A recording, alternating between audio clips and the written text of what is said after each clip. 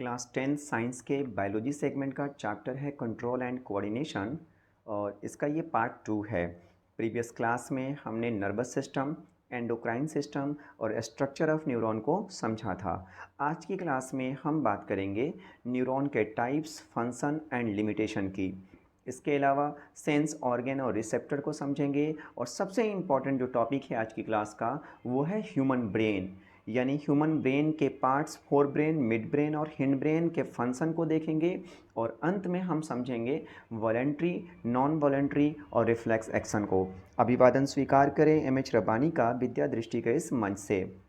Previous class में जैसा कि मैंने आपको साइनेप्स के बारे में समझाया था, अगर आपको ख्याल हो तो साइनेप्स की बात हम कर चुके हैं, है ना, कि साइनेप्स क्या होता है। एक जो नर्व सेल है या न्यूरॉन है, उस न्यूरॉन का जो एंड होता है जिसको हम नर्व एंडिंग कह रहे हैं या एक्सॉन टर्मिनल कह देते हैं, तो उसके और दूसरे न्यूरॉन के डेंड्राइट्स के बीच में जो स्पेस होता है उसी स्पेस को हम साइनेप्स कहते हैं। साइनेप्स हम इसलिए पढ़ रहे हैं क्योंकि साइनेप्स एक बहुत इंपॉर्टेंट काम करता है। वो काम है क्या?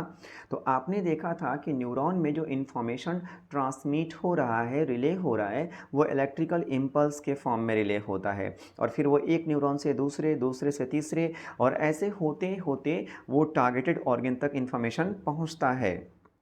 तो होता क्या है कि जो इलेक्ट्रिकल इम्पल्स के फॉर्म में इंफॉर्मेशन आगे ट्रांसमिट हो रहा है ना, जैसे ही वो साइनेप्स के पास पहुंचता है तो ये इलेक्ट्रिकल इम्पल्स जो है कन्वर्ट हो जाता है केमिकल सिग्नल में। तो साइनेप्स के बारे में आपने क्या जाना कि एक नर्व सेल का एंड और दूसरे नर्व सेल का इनिशियल यानी डेंड्राइट्स के बीच का स्पेस क्या है? साइनेप्स है। और यहाँ पे काम क्या होगा? तो इलेक्ट्रिकल इम्पल्स जो है चेंज होगा केमिकल सिग्नल में। समझते हैं टाइप्स ऑफ न्यूरॉन को। देखिए, न्यूरॉन जो है वो तीन तरह का है। एक है आपका सेंसरी न्यूरॉन। सेंसरी न्यूरॉन का काम क्या है? तो ये काम करता है सिग्नल को रिसीव करने का, यानी मैसेज को रिसीव करने का। कहाँ से रिसीव करने का? सेंस ऑर्गन से। इसका मतलब जो सेंस ऑर्गन है ना, उनसे कनेक्टेड कौन सा न्यूरॉन होगा? सेंसरी न्यूरॉन होगा। दूसरा जो है वो है मोटर न्यूरॉन। मोटर न्यूरॉन का काम क्या है?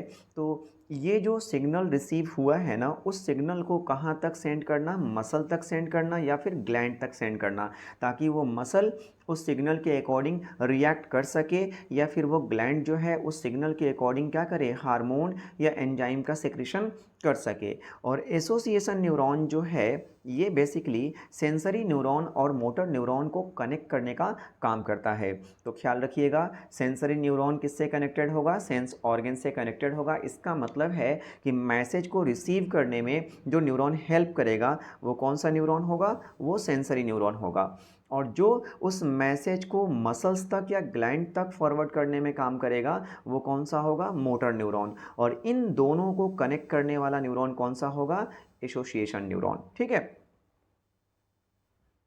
न्यूरॉन का फंक्शन देखते हैं कि न्यूरॉन किस तरह से काम करता है। देखिए, हमने अभी बात किया कि जो सेंस ऑर्गन होते हैं उन सेंस ऑर्गन से इंफॉर्मेशन रिसीव करने का काम कौन सा न्यूरॉन करेगा? तो वो करेगा सेंसरी न्यूरॉन। तो इंफॉर्मेशन रिसीव हुआ, ठीक है। अब ये इंफॉर्मेशन कहाँ पहुँचेगा? ये पहुँचेगा न्यूरॉन के डेंड्राइट्स के पास। कहाँ? डेंड्राइट्स के पास। अब डेंड्राइट्स का जो टिप होता है ना, उस टिप पर, कहाँ पे बोल रहा हूँ मैं? डेंड्राइट्स के टिप पर। डेंड्राइट्स के टिप पर एक केमिकल रिएक्शन होगा और उस केमिकल रिएक्शन में जो मैसेज था ना, जो सिग्नल था, वो सिग्नल कन्वर्ट हो जाएगा किसमें? इलेक्ट्रिकल इम्पल्स में कन्वर्ट हो जाएगा। फिर वो जो इलेक्ट्रिकल इम्पल्स में कन्वर्ट हुआ है इंफॉर्मेशन, वो ट्रैवल करेगा। कहाँ आएगा? तो वो आएगा डेंड्राइट से, कहाँ पहुँचेगा? सेल बॉडी में। और सेल बॉडी से वो आएगा एक्सॉन में और फिर वो एक्सॉन के एंड तक जाएगा।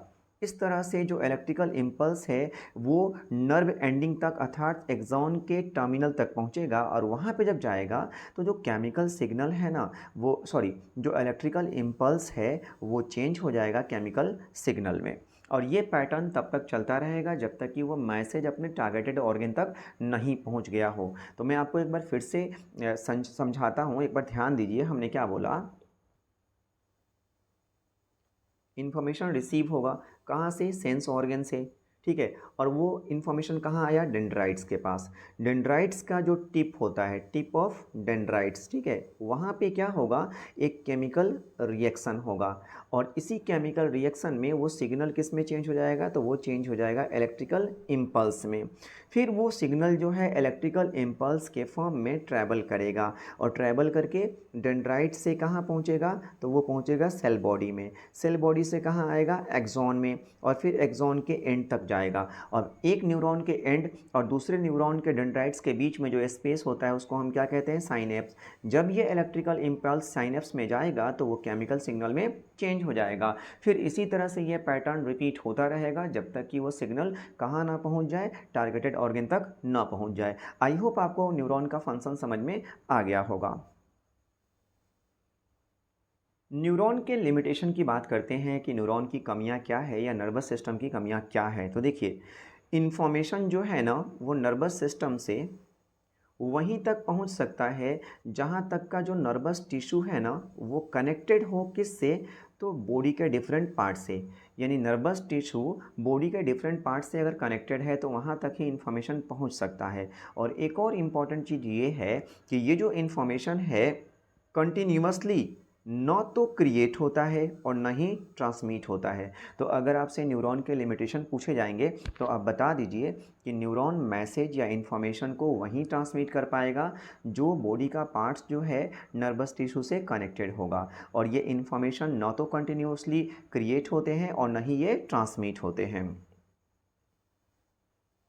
आइए समझते हैं सेंसरी ऑर्गन और रिसेप्टर्स को। देखिए, अभी हमने बात किया ना कि जो सेंस ऑर्गन होते हैं उनसे सिग्नल कहाँ आता है, सेंसरी न्यूरॉन के पास आता है। तो हम देखते हैं कि ये सेंस ऑर्गन जो है किस तरह से काम करते हैं। हमारे पास 5 सेंस ऑर्गन है। आइज है, ठीक है, ईयर हुआ, नोज है, टंग है, और ये क्या हुआ, हमारा स्किन हुआ। क्या हुआ, स्किन, यानी कि हमारा त्वचा। अब ईयर जो है ना इसको हम क्या कहते हैं, इसको हम कहते हैं फोटो रिसेप्टर।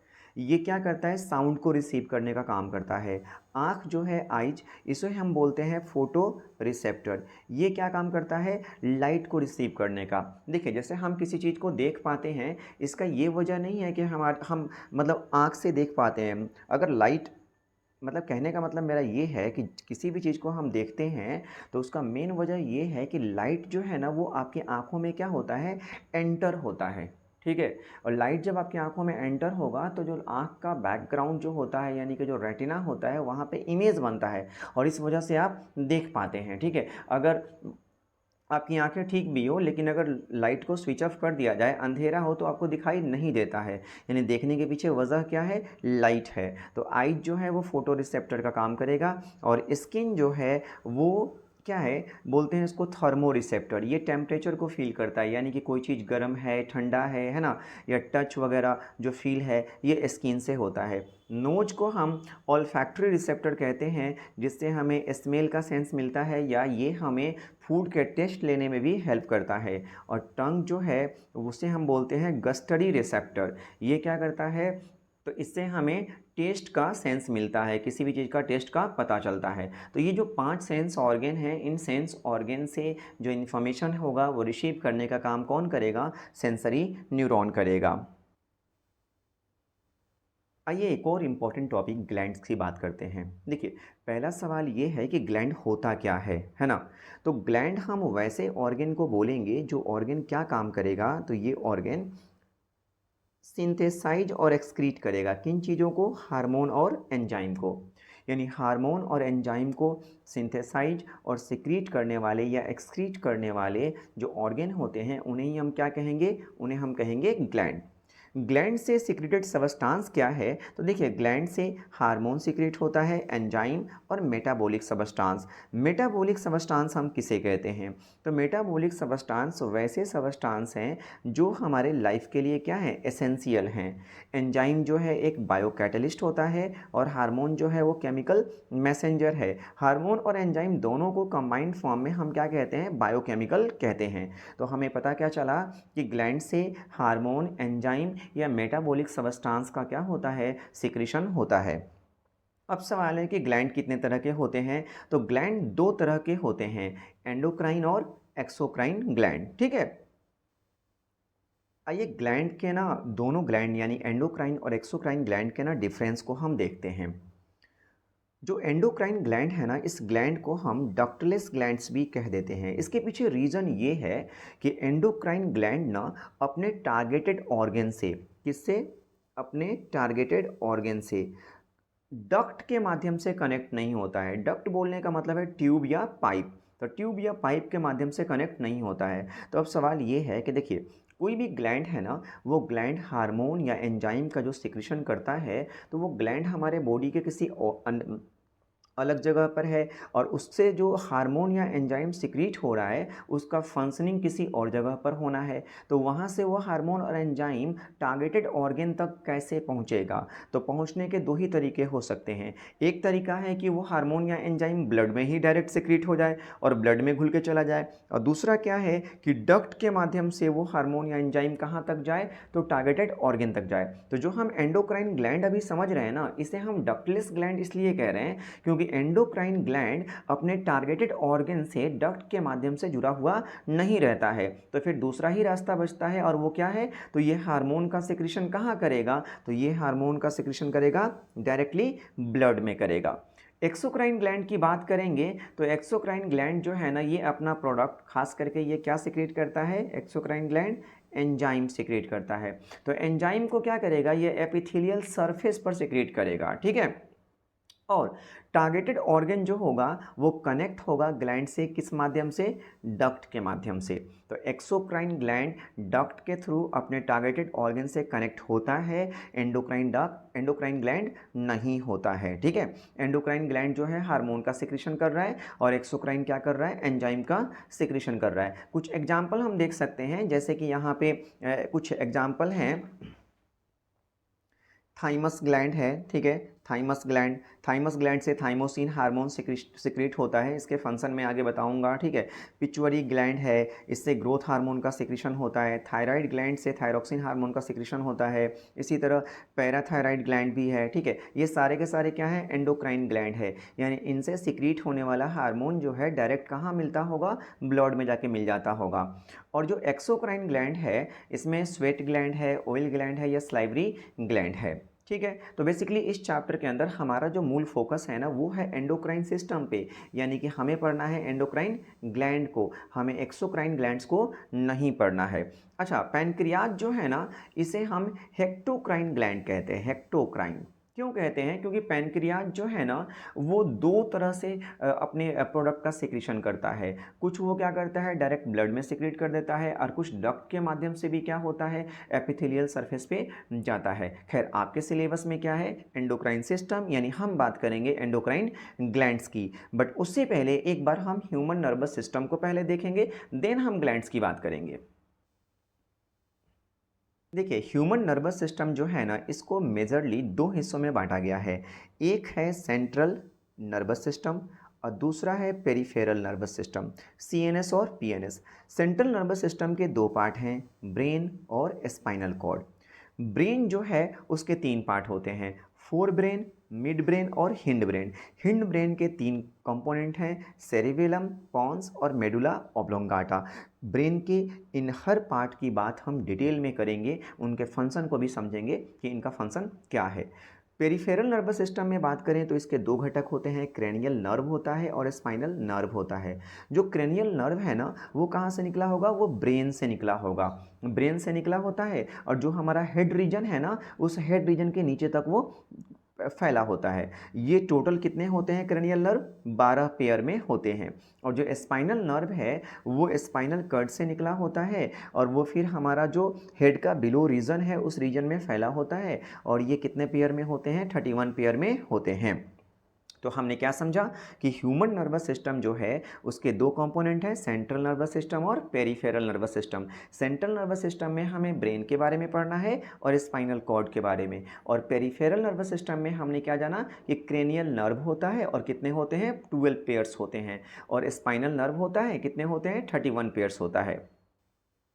ब्रेन के फंक्शन को समझने से पहले एक बार हम ब्रेन के स्ट्रक्चर को देखते हैं। देखिए, ये जो आपको स्ट्रक्चर यहाँ पे दिख रहा है ह्यूमन ब्रेन का, इसमें ये जो पार्ट है इसको हम क्या बोल रहे हैं, इसको हम बोल रहे हैं फोर ब्रेन। क्या बोल रहे हैं हम, फोर ब्रेन। अगर मैं कहूँ तो देखिए, ये जो रीजन है ना पूरा का पूरा, ठीक है, ये रीजन जो मैं अभी ये कर रहा हूँ, ये पूरा का पूरा रीजन जो है ना, ये पूरा रीजन, ठीक है, ये क्या है, ये फोर ब्रेन में आता है। ये फोर ब्रेन हो गया। और ये फोर ब्रेन का ना सबसे मेजर जो कंपोनेंट होता है ना, वो सेरेबेरम होता है। अभी जो यहाँ पे आपको ये स्ट्रक्चर दिख रहा है ना, ये स्ट्रक्चर, ये सब, ये क्या है, सेरेबेरम है, ठीक है। अब बात करते हैं हम मिड ब्रेन की। देखिए मिड ब्रेन जो है ना, ये है मिड ब्रेन, ये हो गया मिड ब्रेन, ठीक है। और हिंड ब्रेन की बात करें तो हिंड ब्रेन जो है वो आपका पोंस, मेडुला ऑब्लोंगाटा और सेरेबेलम के मिलने से बनता है। तो ये आपका हो गया क्या, हिंड ब्रेन, ठीक है। और ये जो है ये क्या है, स्पाइनल कॉर्ड है। तो एक एक चीज़ के बारे में हम डिटेल में देखेंगे। आपने एक चीज़ नोटिस किया कि ब्रेन के अंदर ना कुछ ग्लैंड भी हैं। एक ग्लैंड जो है यहाँ पे है, ठीक है, ये हो गया, ठीक है, हाइपोथैलेमस ग्लैंड। एक ग्लैंड यहाँ पे है, इसको हम क्या बोल रहे हैं, पिट्यूटरी ग्लैंड बोल रहे हैं। अच्छा, ये जो बाहर से स्ट्रक्चर आपको ऐसे दिख रहा है ना, ठीक है, इसको क्या बोला गया है, क्रेनियम या स्कल। आप नोटिस कीजिए, जो क्रेनियम है यानी कि जो ये क्रेनियम है, ठीक है, और उसके नीचे एक लेयर ये है, ठीक है। इस लेयर को हम बोलते हैं मेनिंजस का लेयर। और इनके बीच में जो खाली जगह दिख रहा है वाइट वाइट, जिसको मैं अगर यहाँ सेट करके मैं दिखा रहा हूँ, ये जो आपको दिख रहा है, ठीक है, यहाँ पे क्या होता है, लिक्विड होता है, ठीक है। अब ये मेनिंजस का जो लेयर है वो क्या करता है, इस लिक्विड को ब्रेन के साथ में मिक्स होने से बचाता है। और साथ में इस लिक्विड का क्या काम है, तो देखिए ये क्रेनियम और मेनिंजस के लेयर के बीच में है, ये शॉक एब्जॉर्बर का काम करता है। यानी जब हमारे दिमाग पे चोट वोट लगता है तो उसका डायरेक्ट इफेक्ट जो है हमारे ब्रेन तक ना पहुंचे, इसको रोकने का काम करता है कौन, लिक्विड, जो कि क्रेनियम और मेनिंजस के लेयर के बीच में होता है। अब ह्यूमन ब्रेन के ना डिफरेंट पार्ट्स के हम फंक्शन को देखेंगे, लेकिन फंक्शन को देखने से पहले हम पहले एक बार समझ लेते हैं कि एक्शंस कितने तरह के होते हैं। यानी वॉलेंट्री, नॉन वॉलेंट्री और रिफ्लेक्स एक्शन को पहले समझ लेते हैं, देन हम ब्रेन के पार्ट्स और उसके फंक्शन की बात कर लेंगे। देखिए एक्शन जो है ना, मेजरली इसे हम दो पार्ट में बांट सकते हैं। एक है वॉलेंट्री एक्शन, ठीक है, और दूसरा है नॉन वॉलेंट्री एक्शन। देखिए वैसे एक्शन जो हमारे थॉट प्रोसेस के इन्फ्लुएंस में होते हैं, उसे हम वॉलेंट्री एक्शन कहते हैं। और ऐसे एक्शन पे कंट्रोल जो होता है ना, वो फोर ब्रेन का होता है, ठीक है। जैसे कि रीडिंग है या फिर राइटिंग है या स्पीकिंग है, ये सारे के सारे वॉलेंट्री एक्शन है, क्योंकि ये हमारे थॉट प्रोसेस के कंट्रोल में होते हैं। और इनको कंट्रोल कौन करेगा, फोर ब्रेन करेगा। नॉन नॉन वॉलेंट्री एक्शन जो होते हैं वो हमारे थॉट प्रोसेस के कंट्रोल में नहीं होते हैं। बेसिकली ये एक तरह के ना मसल्स के मूवमेंट होते हैं। क्या होता है, मसल का मूवमेंट होता है। इस पे हमारे थॉट प्रोसेस का कोई कंट्रोल नहीं होता है। इनको कंट्रोल कौन करेगा, तो इनको कंट्रोल करेगा मिड ब्रेन और हिंड ब्रेन। जैसे कि ब्लिंकिंग ऑफ आईलिड्स हो गया, या फिर हार्ट बीट्स है, ब्रीदिंग है, मतलब कि पलकों का झपकना, सांसों का चलना, दिल का धड़कना, ये सारे के सारे जो है ना, ये नॉन वॉलेंट्री एक्शन है। अब आप यहाँ देख पा रहे हैं कि एक और कैटेगरी हमने बना रखी है रिफ्लेक्स एक्शन का। आप कहेंगे रिफ्लेक्स एक्शन तो नॉन वॉलेंट्री एक्शन ही होता है। बिल्कुल नॉन वॉलेंट्री एक्शन ही होता है, लेकिन दूसरे नॉन वॉलेंट्री एक्शन और रिफ्लेक्स एक्शन में थोड़ा सा फ़र्क है। इसीलिए हम इसे एक बार अलग से समझ लेते हैं। रिफ्लेक्स एक्शन जो है ना, एक तरह के स्पेशल स्पॉन्टेनियस एक्शन होते हैं। इनवॉलेंट्री तो है ही, ये ऑटोमेटिक रिस्पॉन्स होता है। इन्वायरमेंट में कुछ चीज़ हो रहा है या कोई स्टिमुलस है, उसके रिस्पॉन्स में जो एक्शन होता है उसे हम क्या कहते हैं, रिफ्लेक्स एक्शन कहते हैं। रिफ्लेक्स एक्शन को स्पाइनल कॉर्ड जो है वो कंट्रोल करता है। अच्छा, एक सवाल आपसे पूछा जाता है कि रिफ्लेक्स एक्शन को कंट्रोल करने में ह्यूमन ब्रेन का क्या रोल है। तो देखिए रिफ्लेक्स एक्शन को कंट्रोल करने में ना ह्यूमन ब्रेन का काफ़ी लिमिटेड रोल है। वो हम बात करेंगे जब ह्यूमन ब्रेन की हम बात करेंगे और उसके फंक्शंस की बात करेंगे। मतलब ऐसा आप मत समझ लीजिए कि ह्यूमन ब्रेन का रिफ्लेक्स एक्शन को कंट्रोल करने में बिल्कुल रोल है ही नहीं, है बट बहुत लिमिटेड रोल है। रिफ्लेक्स एक्शन मेजरली किसके द्वारा कंट्रोल होगा, तो वो कंट्रोल होगा स्पाइनल कॉर्ड के द्वारा, ठीक है।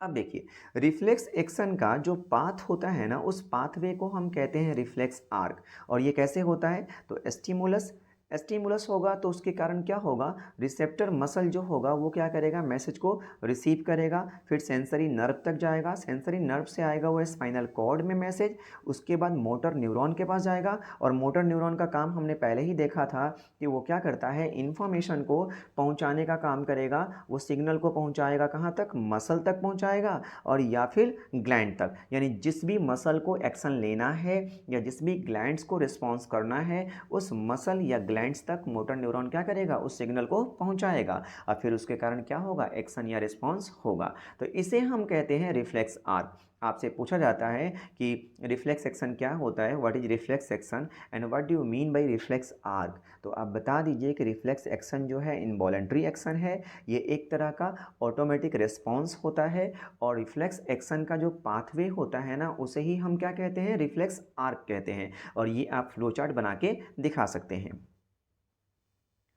रिफ्लेक्स एक्शन को ना हम एक एग्जाम्पल के माध्यम से समझते हैं, थोड़ा और स्पष्ट हो जाएगा। देखिए यहाँ पे क्या है, एक ना पैन रखा गया है, ठीक है, जो कि क्या है, गर्म है। अब होगा क्या, ये हैंड दिखाया गया है, उससे अगर आप टच करते हैं तो जो स्किन होगा वो क्या होता है, एक रिसेप्टर है, ठीक है।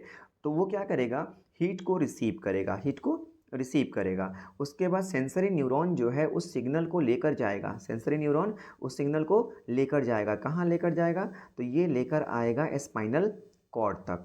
स्पाइनल कॉर्ड तक सिग्नल आएगा, वहाँ से फिर वो मैसेज भेज देगा किसको, ब्रेन तक। ब्रेन उस मैसेज को इंटरप्रीट करेगा, फिर मैसेज आएगा और वो मैसेज जो है क्या होगा, रिले न्यूरॉन के थ्रू कहाँ आएगा, मोटर न्यूरॉन में। रिले न्यूरॉन क्या है भैया, तो ये सेंसरी न्यूरॉन और मोटर न्यूरॉन को कनेक्ट करता है। फिर ये जो मोटर न्यूरॉन है ना, ये मोटर न्यूरॉन क्या करेगा, मैसेज को भेजेगा इफेक्टर मसल के पास में यहाँ पे, ठीक है। और फिर वो मसल जो होगा उसी के रिस्पॉन्स में क्या करेगा, काम करेगा और आप बहुत जल्दी से क्या करोगे, अपना हाथ हटा लोगे। तो इस तरह से नहीं ये काम होता है।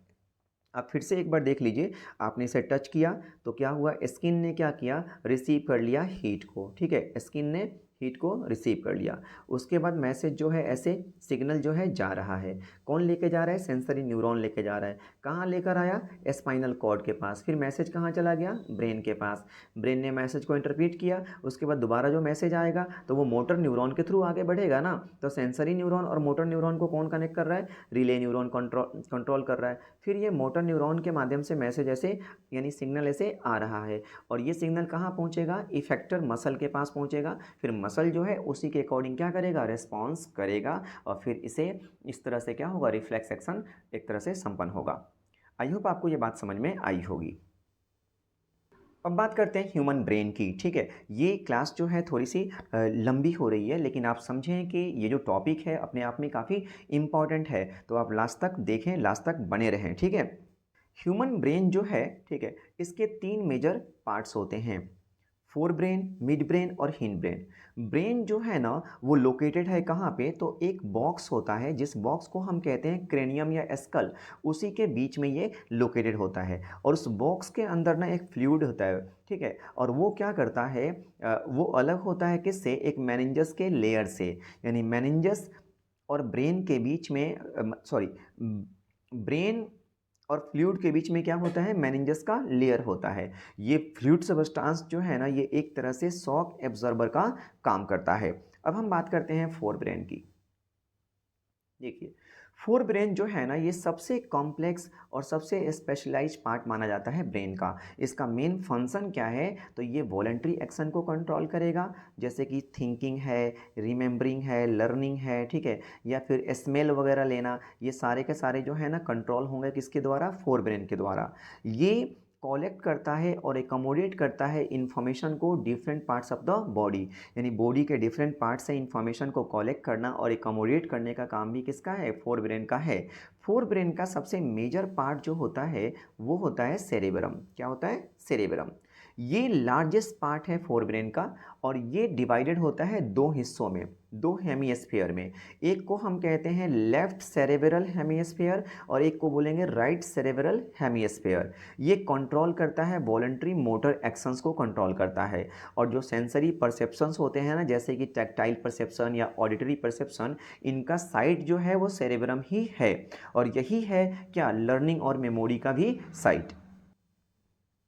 मिड ब्रेन की बात करें तो ये फोर ब्रेन को हिंड ब्रेन से क्या करता है, कनेक्ट करता है। इसका मेन काम क्या है, तो ये कंट्रोल करेगा नॉन वॉलंटरी एक्शन को, और ये पुपिल के साइज को भी चेंज करता है। जैसे जब ना ज़्यादा लाइट होगा तो पुपिल का साइज जो होता है वो छोटा हो जाता है ना, यानी कि वो कॉन्ट्रैक्ट करेगा। और जब लाइट कम होगा तो पुपिल जो होता है वो एक्सपैंड करता है।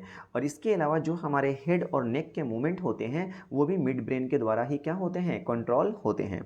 मिड ब्रेन में ना एक ग्लैंड होता है हाइपोथैलेमस। ये कहाँ पाया जाएगा, सेरेबेलम के बिल्कुल बेस में पाया जाएगा, और ये कंट्रोल करता है स्लीप और वेक साइकिल को। जैसे हमारी एक सोने की आदत होती है ना, कि हम एक निश्चित टाइम पर हमें नींद आने लगती है और निश्चित समय पर हमारा हमारा जो आँख है वो खुल जाता है। तो ये जो स्लीप और वेक साइकिल है इसको कौन कंट्रोल कर रहा है, हाइपोथैलेमस कंट्रोल कर रहा है। इसके अलावा आपको जो भूख का महसूस होता है, ड्रिंकिंग यानी ईटिंग या ड्रिंकिंग, ठीक है, ये भी हाइपोथैलेमस ही कंट्रोल करता है। हमारा जो बॉडी टेम्परेचर है उसको भी कौन कंट्रोल करता है, हाइपोथैलेमस। तो हाइपोथैलेमस के फंक्शन आपने देखे हैं जो कि मेन मिड ब्रेन के ही पार्ट में आता है। हिंड ब्रेन की बात करें तो हिंड ब्रेन जो है ये बना हुआ है तीन चीज़ों से मिलकर। पहला है क्या, सेरेबेलम।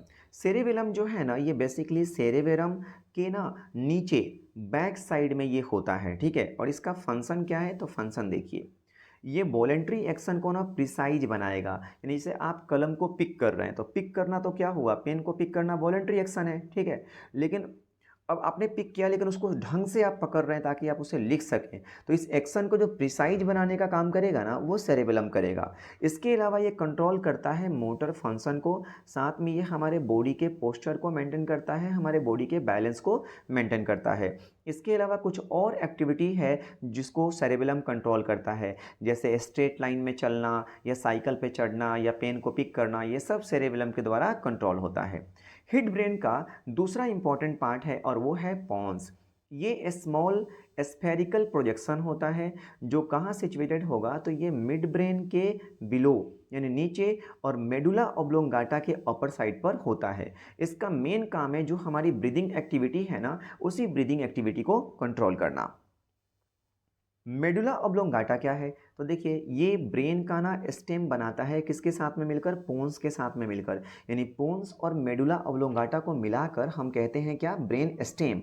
और ये पाया जाता है कहाँ पे, ब्रेन के बिल्कुल बेस में पाया जाएगा, और ये स्पाइनल कॉर्ड तक कंटिन्यू रहता है। इसका काम क्या है, तो काम देख लीजिए, ये इनवॉलेंट्री एक्शन को कंट्रोल करता है, जैसे कि हार्ट बीट है, रेस्पिरेशन है, ब्लड प्रेशर है, स्लाइवेशन है। इसके अलावा ये कुछ रिफ्लेक्स एक्शन से भी रिलेटेड होता है। जैसे कि मैंने बोला था कि जो रिफ्लेक्स एक्शन होता है वो मेजरली स्पाइनल कॉर्ड के द्वारा कंट्रोल होता है, लेकिन ब्रेन का जो मेडुला ऑब्लोंगाटा है ये कुछ रिफ्लेक्सेज में क्या करता है, रोल अदा करता है। जैसे स्नीजिंग रिफ्लेक्स है, कफिंग रिफ्लेक्स है, वोमिटिंग या यॉनिंग रिफ्लेक्स जो है ना, इन पर किसका कंट्रोल होता है, मेडुला ऑब्लोंगाटा का कंट्रोल होता है। तो आज की क्लास में आपने काफ़ी इंपॉर्टेंट टॉपिक समझे, न्यूरॉन के types, function, limitation, human brain के पार्ट्स और उसके फंक्शनिंग को देखा हमने, वॉलेंट्री नॉन वॉलेंट्री एक्शन और रिफ्लेक्स एक्शन को समझा, ठीक है। ये क्लास थोड़ी सी लंबी ज़रूर हो गई है, लेकिन आज की क्लास में जो टॉपिक कवर किए गए हैं वो काफ़ी इंपॉर्टेंट थे। अगली क्लास में यानी कि पार्ट 3 में हम मिलेंगे आप लोगों के साथ दोबारा, और उसमें बात होगी एंडोक्राइन ग्लैंड्स की, मतलब डिफरेंट ग्लैंड, उन ग्लैंड से सिक्रीट होने वाले हार्मोन और उनके फंक्शन, और ख़ास करके सेक्स हार्मोन और डायबिटीज़ की। फ़िलहाल के लिए इस क्लास में इतना ही। तब तक के लिए पढ़ते रहें, व्यस्त रहें और मस्त रहें।